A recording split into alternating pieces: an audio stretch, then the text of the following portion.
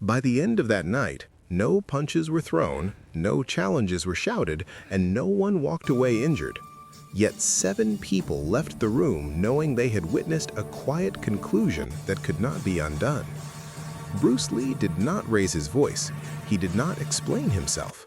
What happened lasted less than a minute, but it settled the question that had brought everyone there. Years later, those who were present would agree on one thing. The outcome was clear long before anyone understood how it happened. The training hall was not meant to be impressive. No banners, no mirrors polished for spectators, no audience waiting to be convinced. It was late enough that the building had begun to settle into itself. The lights were partially dimmed, not for atmosphere, but because no one expected activity at that hour. Bruce Lee had chosen this time deliberately. Witnesses would later recall that he arrived without ceremony, no warm greeting, no announcement of intent. He changed quietly, stretched without exaggeration, and moved across the floor as if measuring the space rather than occupying it. His attention was not outward. It never seemed to be. Late-night training sessions were not unusual for him. They were when he refined what did not require explanation: timing, distance, economy. The kind of work that could not be rushed and did not benefit from applause. The room itself reflected that discipline. Bare walls, scuffed flooring, equipment arranged for use, not display. Everything unnecessary had already been removed. What remained was functional and honest. At first, he was alone. Those present later would say the silence felt intentional, as if the space had been prepared not just physically, but psychologically. Each movement was controlled, almost restrained. No wasted energy, no visible effort to be seen. It was during these quiet minutes that others began to arrive, not in a group, one at a time, drawn by curiosity more than invitation. Some were students, some were acquaintances. A few were men whose reputations preceded them, fighters, boxers, practitioners from other disciplines. They had heard the stories, they had heard the debates. None of them had been summoned. As they entered, Bruce Lee did not stop. He did not acknowledge them beyond a brief glance that registered presence without engagement. The message was subtle but consistent. The work did not change because someone was watching. The room gradually filled, not crowded, but encircled. 7 witnesses in total, each standing at a slight distance, unsure whether they were observers or participants. There was no announcement of a challenge, no formal request, but the air shifted. Somewhere between the sound of breathing and the soft contact of feet against the floor, intention began to form, the kind that does not need words, the kind that tests authority simply by being present. Bruce Lee finished a sequence and stood still, not in readiness, in balance. Those who watched would later struggle to describe the moment accurately. Nothing dramatic occurred, no stance was struck for effect, no warning given. Yet it was clear this was no longer a private session. The environment had changed, and everyone in the room knew it. What happened next would not be shaped by aggression or volume. It would be shaped by control, and by the choice not to escalate. The silence held. No one spoke first. That detail would matter later, when the story was retold in fragments and careful phrases. Those present would insist that nothing was declared openly, no challenge issued, no insult offered. And yet, everyone understood why the gathering had shifted from coincidence to confrontation. The men who had arrived did not stand randomly. Over time, quiet, uncoordinated time, they formed a loose arc around the floor, not close enough to provoke, not distant enough to disengage. The positioning itself carried intent. It suggested evaluation, comparison. Bruce Lee noticed. He always noticed. He did not respond by turning toward them. Instead, he continued to move, adjusting his position slightly so the space remained neutral. He did not allow himself to be cornered, nor did he step forward to assert dominance. His awareness expanded without display.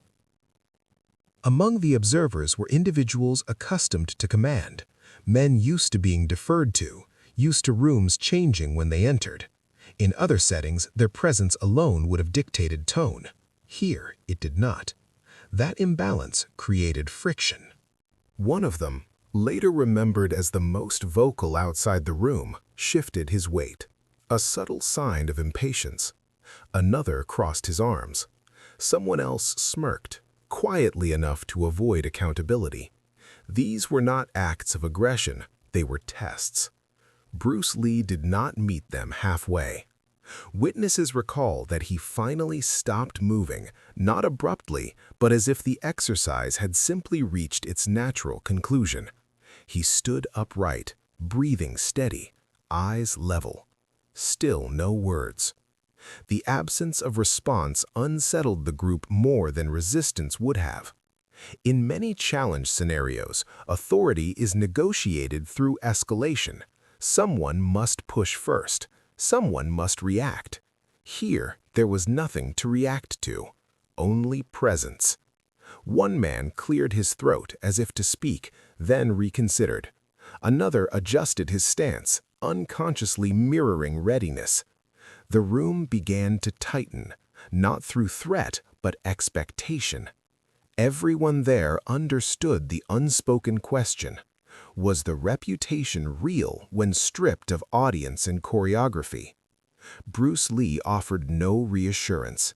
He did not posture. He did not explain. He did not invite comparison. By refusing to frame the moment as a contest, he denied the challengers the structure they expected. There was no ring, no referee, no narrative advantage. Only a shared space and 7 witnesses. The authority in the room had not yet shifted, but it was no longer stable. What came next would not resolve the tension by force, it would resolve it by removing doubt. And the room was already leaning toward that outcome. The tension in the room did not come from movement, it came from expectation.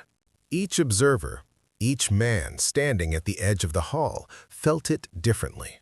Some were eager to see skill tested. Others, uneasy, hoped nothing would happen at all. Yet all were aware that the moment carried weight. Bruce Lee continued to breathe steadily, shifting only slightly from one foot to the other. There was no hurry, no performance. Every motion had purpose, but none drew attention. It was in this stillness, more than in action, that the pressure began to build. The men around him had anticipated noise. They had expected verbal sparring, quick jabs, or displays of strength. None of that arrived. And as the minutes passed, their uncertainty grew. The absence of confrontation became a weight heavier than a thrown punch. Eyes scanned, calculating. Hands twitched. Some shifted forward, others stepped back. The silence itself became a dialogue, an interrogation without words. Who would act first? Who would make the move that could define the night? Yet Bruce Lee did nothing overt to provoke or threaten. Instead, he simply occupied the space, fully aware, fully present, fully in control. It was a psychological crucible. The observers' confidence began to falter, not because of intimidation, but because they realized they had no framework to measure him by. There was no typical standard to gauge dominance. Everything they knew about challenge and hierarchy was suspended in that quiet. No one broke the silence. And in that silence, Bruce Lee's authority became absolute. The tension was not loud. It was inevitable. It had become a public reckoning without declaration, a moment where outcome was apparent long before method was revealed. The witnesses would later recall that in that hour, the room itself had changed. The challengers were no longer confident in their own certainty. The subtle shift had begun. And soon, the demonstration would make that shift undeniable. Then it happened. Not suddenly, not with force, not with spectacle. Only a single deliberate movement, so minimal it might have been missed by anyone not paying complete attention. Yet those 7 witnesses would agree. In that instant, the balance of the room shifted entirely. Bruce Lee stepped just a fraction into the arc of the challenger's presence. No stance, no wind-up, no flourish. His motion was guided by precision, timing, and anticipation, the product of years spent refining economy over effort. Every inch counted, every pause mattered. And in that brief, silent gesture, the unspoken question was answered. The observers did not react with fear, but with recognition. The realization settled before understanding could even form. Skill alone could render expectation meaningless. The room, previously charged with uncertainty, quieted as each man recalibrated his sense of possibility. No one was struck, no one challenged again, no confrontation followed. Yet the outcome was unmistakable. Authority had been asserted not through noise or aggression, but through controlled presence and decisive action. Witnesses later described it as almost imperceptible. A shift in posture, a subtle change in spacing, a quiet mastery that left no room for argument. In those few seconds, Bruce Lee had demonstrated more than technique. He had demonstrated inevitability. What unfolded was not a spectacle for the observers. It was a revelation. The demonstration was complete, and the room, once filled with tension and expectation, now carried only quiet comprehension. The challenger's assumptions, unspoken doubts, and overconfidence had all been rendered obsolete without a word, without a blow. Bruce Lee returned to stillness as if nothing had occurred, and the witnesses understood that the lesson required no explanation. The room remained still long after the demonstration ended. No one spoke, no one moved closer or stepped back. The men who had entered with certainty and intent now felt a subtle disorientation. They had anticipated action, but not this, an authority so complete it needed no performance, no confrontation, no rhetoric. Some shifted their weight nervously, eyes flicking between Bruce Lee and one another.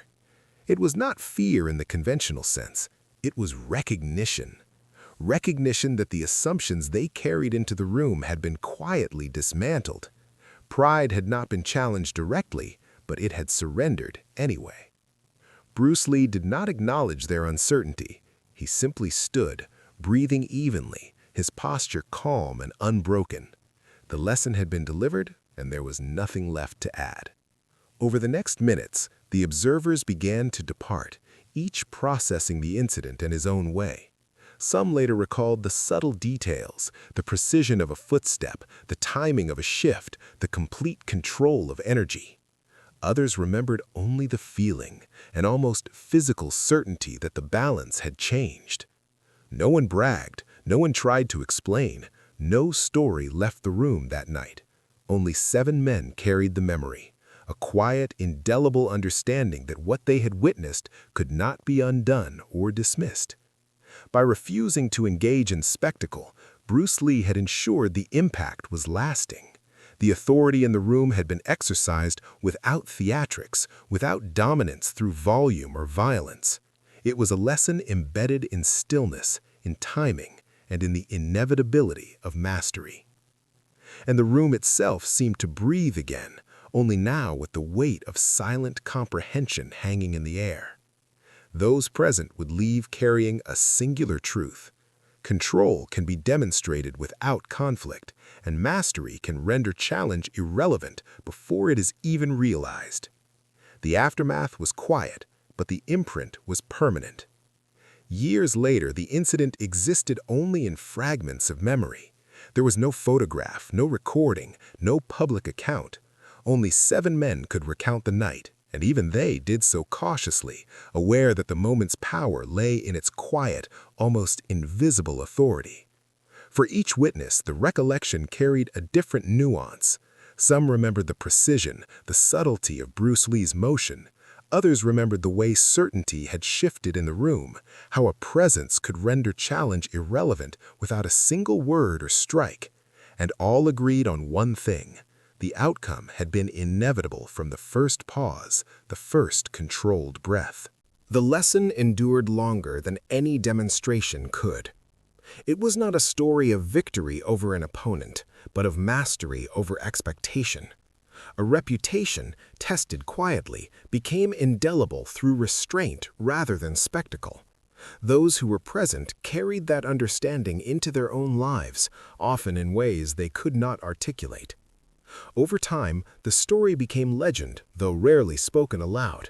It circulated in hushed retellings among students, colleagues, and later generations of practitioners. Its power lay not in exaggeration, but in the precision of truth. Bruce Lee had shown that authority is silent, presence is decisive, and mastery leaves no room for dispute. And so the night remained, largely unseen. 7 witnesses, a quiet training hall, and a single, measured gesture that continued to echo long after the hall had emptied. The legacy was not trophies or accolades, it was understanding. It was reflection. It was proof that silence, control, and precision can outlast noise, aggression, and spectacle. In the end, those who had been there did not tell the story to boast. They carried it, privately, as evidence of a mastery that required no demonstration beyond itself. And that is how legend was born, not from the act, but from the quiet inevitability of its truth.